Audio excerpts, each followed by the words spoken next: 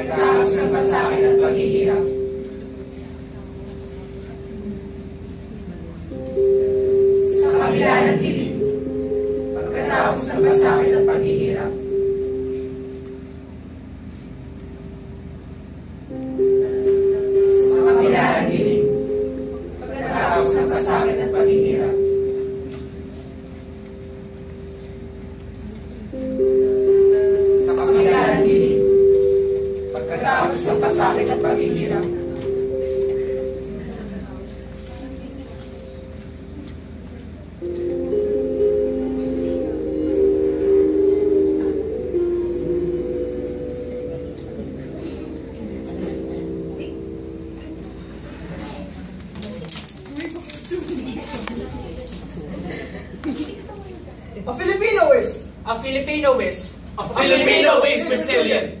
Since time immemorial, we are tested by countless calamities.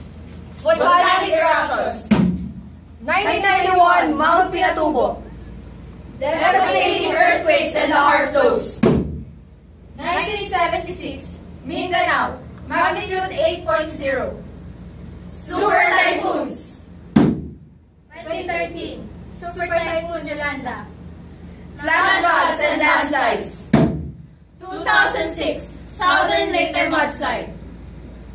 Victoriously, we surmounted ordeals, pains beyond imagination of the human race. Instant death of our loved ones, claimed by transportation mishaps, natural disasters. Thousands die in hunger and malnutrition, including ambushes. Endless wars in Mindanao. They trampled our basic human rights. The right to live. I lost my loving husband. I didn't want to join the Pasayaf. I lost my only son, who opted to become a military man. We lost our innocent children and women. We lost our homes and properties.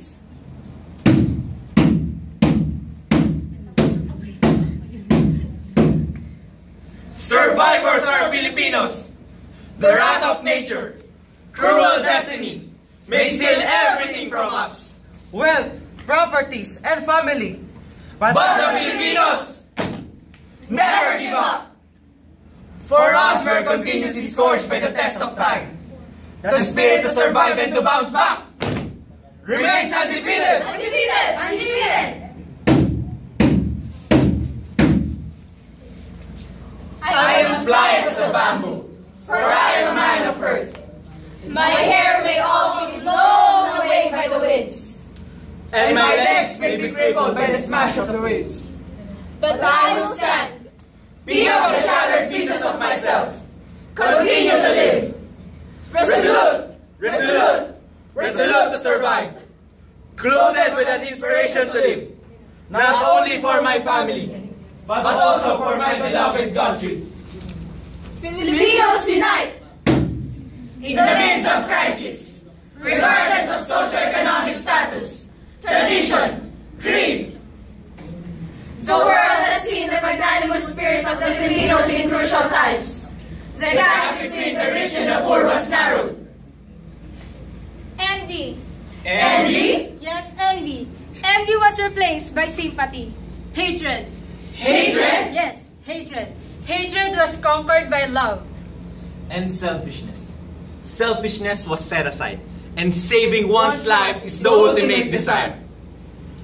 History tells us, Filipinos have captured innumerable foes, natural and not, and shall always strive to champion in all odds, because innate in the Filipinos, the will to survive. We may be daunted by the horrible scenes around us, but certainly we will be strengthened by our unwavering faith in God. We have been lauded by many nations in the world for our resiliency during disasters. Others died in saving lives.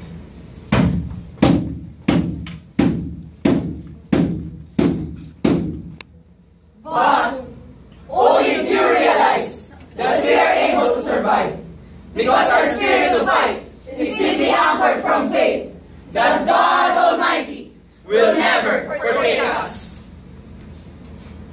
I believe that Filipinos, divided by different doctrines and cultures, are capable to be on top of any situation if united. Together, we can face any challenge ahead of us. We may stumble and fall,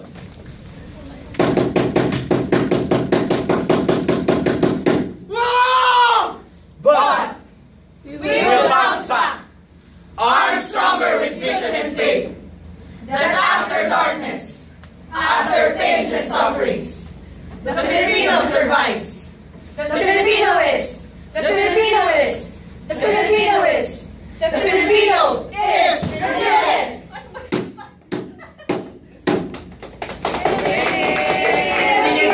Filipino, William G. Bacali.